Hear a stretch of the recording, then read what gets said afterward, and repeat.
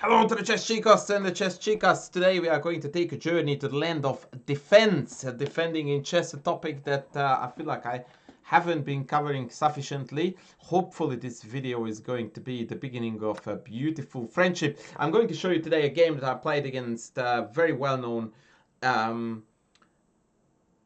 Grandmaster Eric Lobron, who absolutely destroyed me in this game. And as I was to find out shortly after the game, I could have been destroyed in even more spectacular manners. And it made me think about defense and how I failed to put up sufficient defense in this game, and more importantly, why I failed to put up sufficient defense, to which the most obvious answer is the utter lack of talent and skill. But perhaps there's a bit more to it, and that is exactly what I wanted to show you. So maybe defending is actually a bit harder than attacking. Of course it is. And for the reasons I am going to present the game, and we are going to unpack this concept as we go through. So far so good. We are going with theory, and as I usually do, just when it becomes important, I forget theory. Hilariously, the engine doesn't like this move, which is the only move in the database that was played by higher rated players. Bishop takes c3 is about 0.01 point better than knight d5. Jokes on me. Queen e3, still theory. And here I forgot that I was not meant to take this, but play rook c8 and yeah, ideas along those lines. So I captured f3, which was a mistake, and then he took back with the pawn, which was also a mistake. Now, when the pawn capture happened, I right away knew that I was facing the task of defending my king, which to begin with put me ill at ease, because you don't really want to defend your king with 2 minutes on the clock. I mean, I know it was a blitz game, and obviously it needs to be taken as seriously as any blitz game. But nonetheless, attacking is always easier because things flow more smoothly. And that is already touching upon the main topic, which is, why is defense harder, for most people anyway, in chess than attack? And the first thing that I think we can agree on is that we learn throughout our chess playing life an awful lot of tactics and attacking schemes and patterns. And so it comes to us very naturally to build up an attacking position. For example, what you see here for white with gf3 is screaming to be followed by king h1, rook g1, rook lift, rook across, take it from there. All right?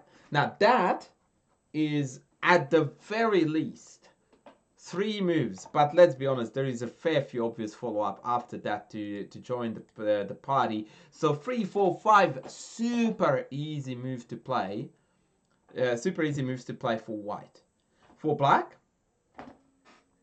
I don't know, man. Like, I was already stuck here thinking, do I want to read out the knight to g6 and block off the g file entirely with the knight? That was plan 1. Plan 2, do I want to pull the bishop back, play g6, bishop g7, and hold the fort like that?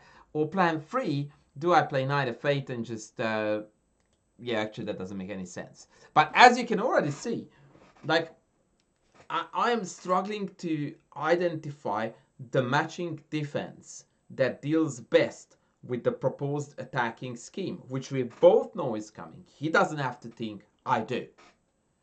And so I think this is what makes defense already a far more challenging task, that we do know of a few basic defending patterns, but by far and large, they don't come as natural and easy in a position as the attack.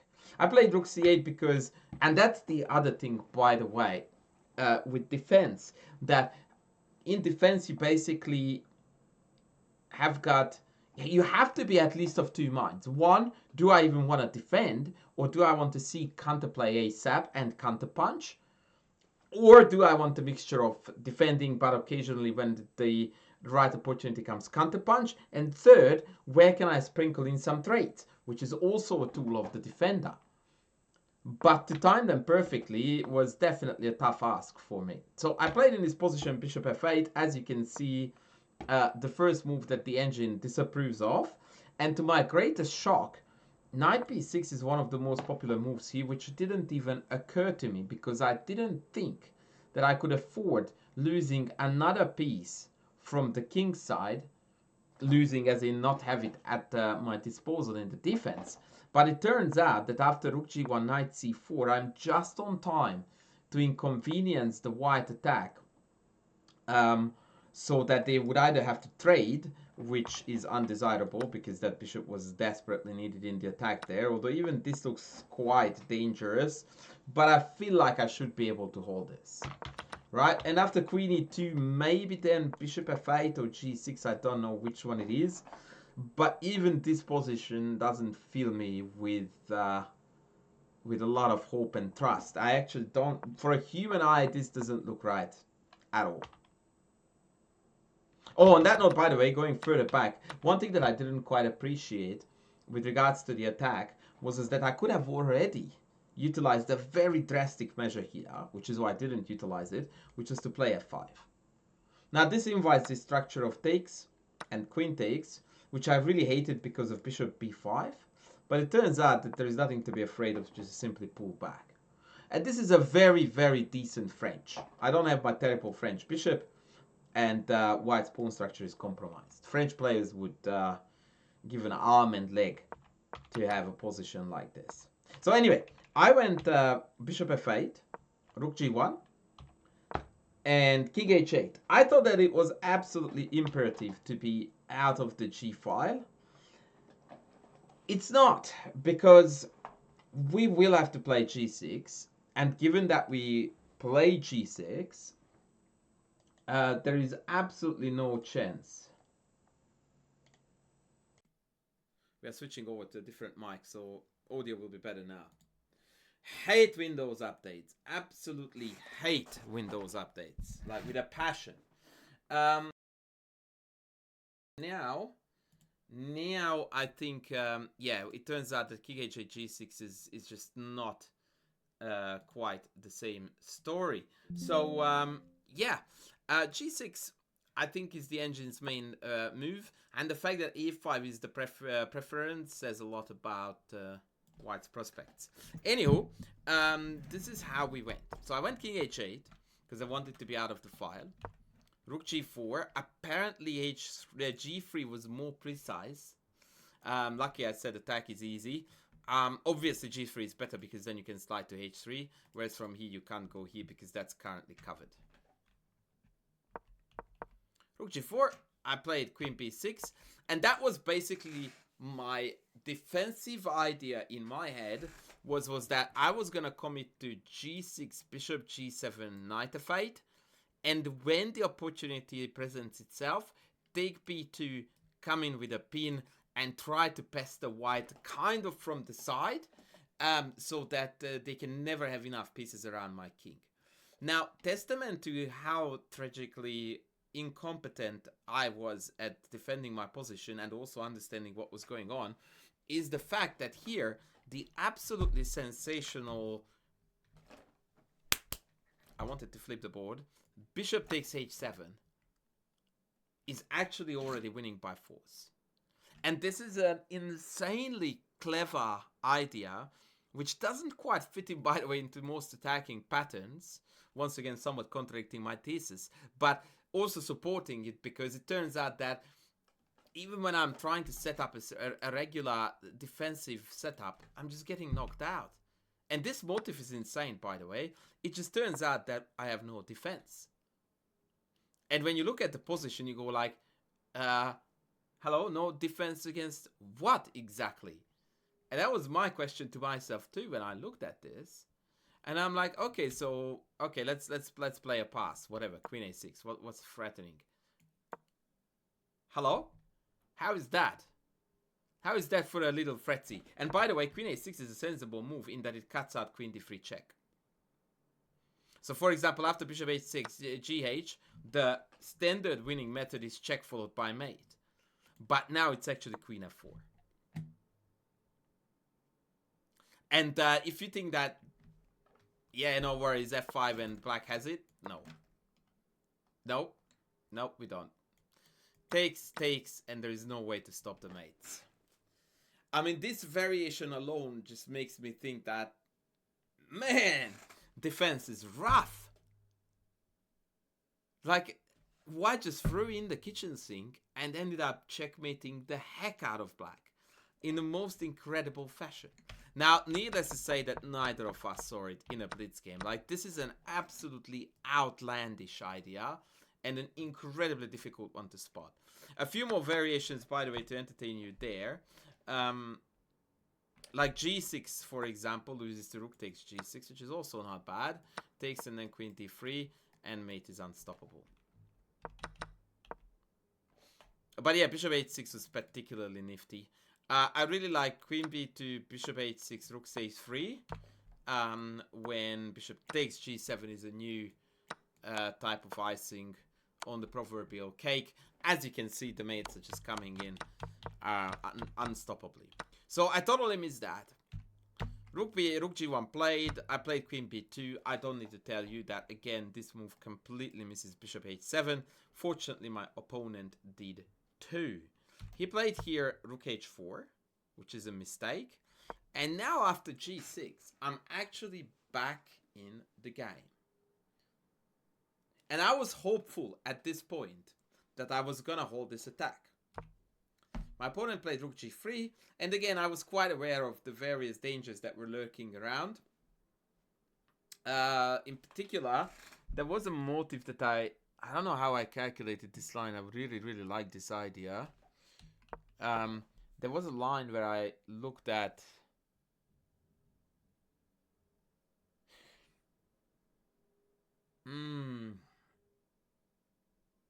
Yeah, I'll show you what I was looking at. So, some nondescript move. Like, let's just try h6. a6 here, take, knight f8, rook across. And I'm losing to queen c1, so this doesn't work. But I want to show you the motive. So I was aware of the fact that here there was a beautiful mate like this. Unfortunately, queen h7 was also made there, so I didn't even need to see queen f8. But this motive was relevant in one of the lines I calculated during the game. So this was my final moment to steady the ship. In fact, black is better here. I played here bishop g7. And the reason why I did is because I thought that I was just one step away from getting my knight to f8. Right? And then I'm rock solid. Like, fine, after bishop h6, all my dark squares are like a Swiss cheese. But as long as I hold the pawns, it's an impregnable wall. So I thought. Foolish me, so I thought. But I didn't think about the fact that I could actually play bishop to e7, kicking the rook. And now white is stuck, because if they go to h6, then now the bishop h6, queen h6 maneuvers don't work. And I can just interrupt them by playing rook c3. And if rook h3, then knight f8. And now they can't trade the knight. And so I'm winning. If the rook goes back to h3, again, the rooks are stuck. They can't be stacked. And again, rook c3 is golden. So basic when you look at it. But because I was in this mindset of defense, I wanted to build something really sturdy. And so the idea of abandoning the dark squares with my own bishop didn't even occur to me. Which in hindsight is pathetic. But this is why defense is hard. Because you need to be extremely precise. And this is another aspect, by the way, that I think we need to talk about when we discuss defense. When you calculate a line with as an attacker, right? And you calculate a line that goes sack, checkmate. And then you calculate a side variation of that after the sack, and there is no mate. You go like, oh well, whatever, let's go on to the next. And you calculate the next equally good-looking attacking idea, right? And you can just do that until you find what's right. But when you are on the defense, everything has to click to perfection. Because at any given point you slip and it's gone, you are mated. And so the precision that is required, at least psychologically, is infinitely greater. Anyway, bishop g7, bishop h6 played. No, sorry, king g2 played.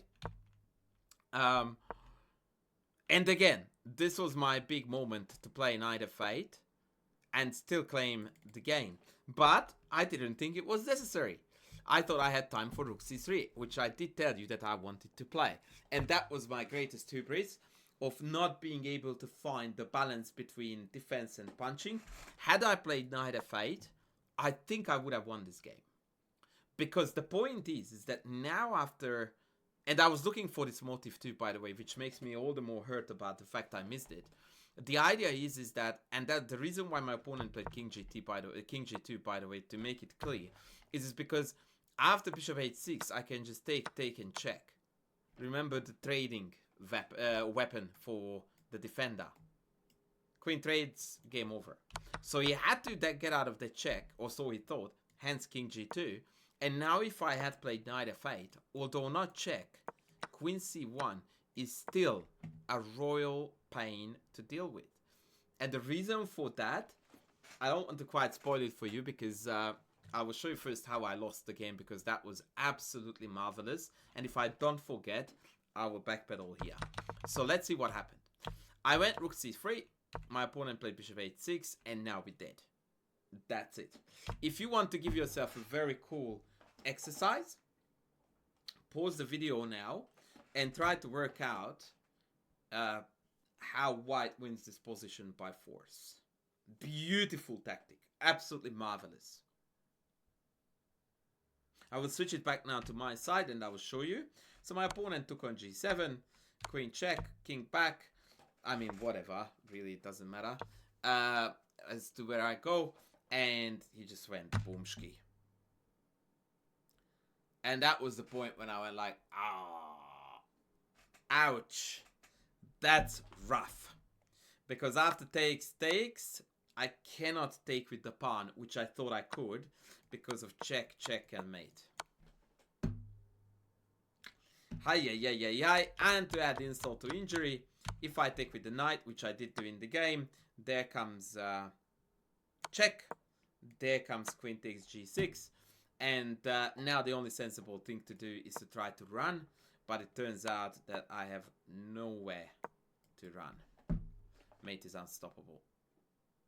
It's quite tragic, really, because once I, go to c8, these squares are covered, but I'm also getting mated down here.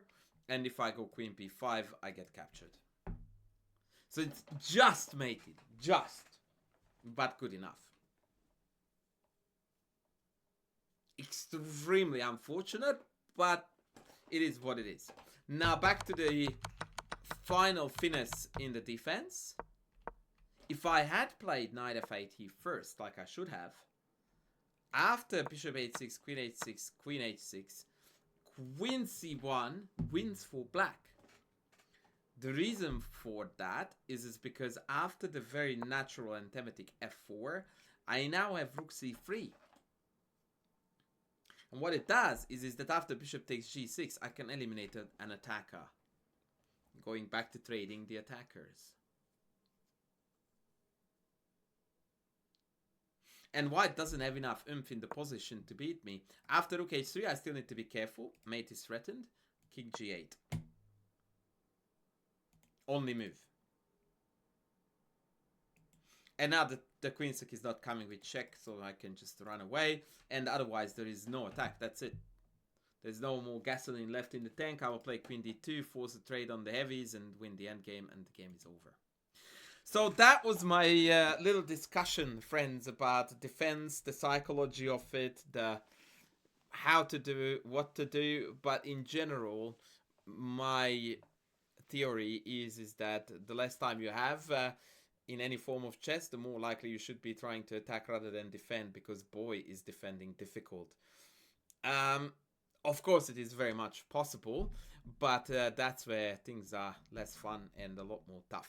Anyway, I hope you guys enjoyed it. That was a marvelous defeat this time around, but you know, we don't lose. We win or we learn. And this time around, we definitely learned a thing or two. I hope you did too. Please don't forget to like, to sub, to leave a comment down below, and I shall see you in the next video very soon. Thanks for watching.